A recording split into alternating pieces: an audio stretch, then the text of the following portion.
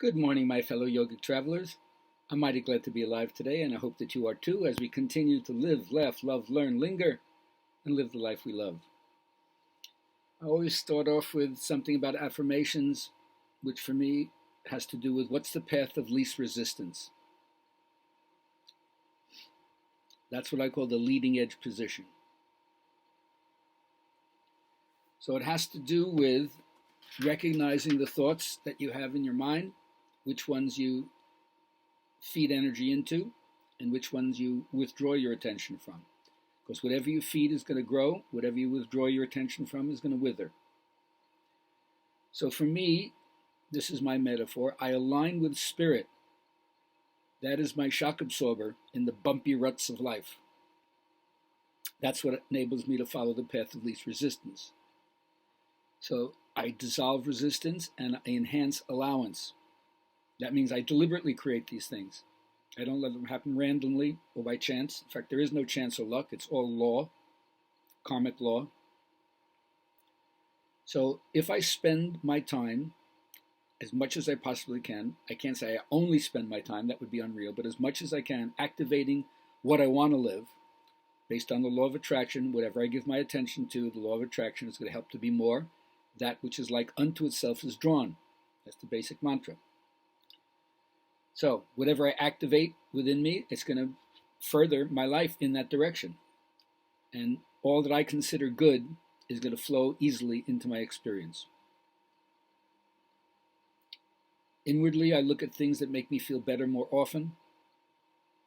I find things to be happy about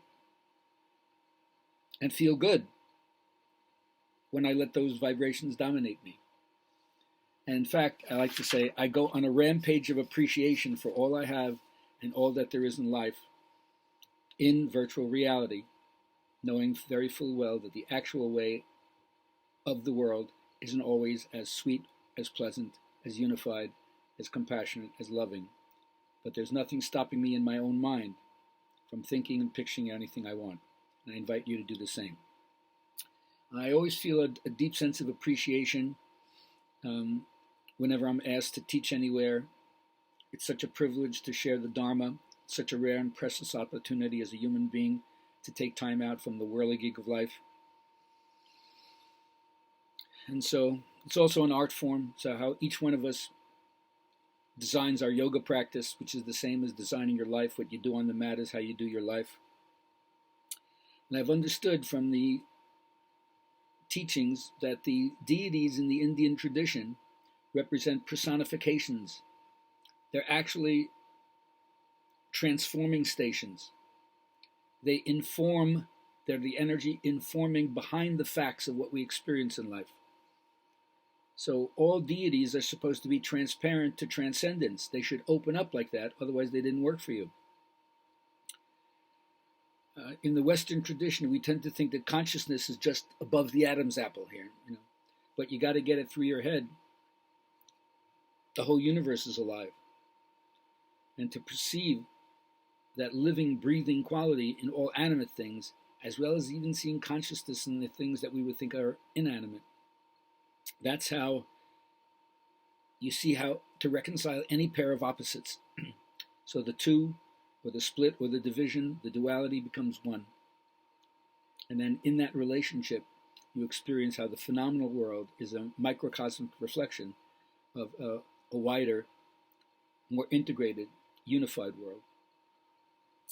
Sometimes people always ask me, why do they show in the Indian iconography the deities have 8 or 10 or 12 arms? Well, anything less than that would be an understatement, because it indicates the amount of potencies that the deity has, right? It's a symbolic representation of their functioning on many planes simultaneously. All right, the last thing I want to share today is the idea of the caste system. Varna in Sanskrit means color. So even in what we think of as a non-white culture, they had their own kind of way of looking at people and putting them in a certain caste or immovable aspect of class. And you didn't move from that class. That's how you were born. And of course, that's the difference between that system and our system. There you were fixed. You were a sweet sleeper in the morning. When you came home at night, you're still a sweet sleeper. In our class, which is based on social mobility and economics, you do whatever you do from 9 to 5, but from 5 to 9, you're your own person. So either you're a Brahmin doing the spiritual reality, you're a Kshatriya doing the white collar or administrative work, you're a Vaishya doing the mom and pop blue collar worker, and then you're the Shudra being the person who does the unskilled labor. And then, of course, there's the untouchables, which are like our homeless people.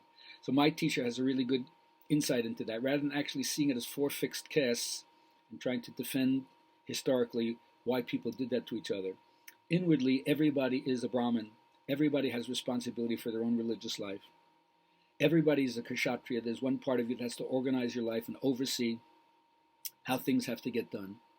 Everybody is a Vaishya. Everybody is working at some level, boots on the ground, to make things happen, to produce whatever you need to keep yourself and your family sustained and contribute to your society. And everybody is a Shudra. Everybody is bussing the tables and picking up the pig waste and doing the unskilled jobs that nobody wants to do. But you got to do that also, whether it's balancing your check or picking up your dog's poop or whatever. That's that part. And then untouched, touchable, maybe there's a part in each one of us that feels ashamed, less than, and doesn't want anybody to know about anything in our life that might show loss of face or the hidden vices that we all have. So actually all the castes are within us at the same time. Good teaching, huh?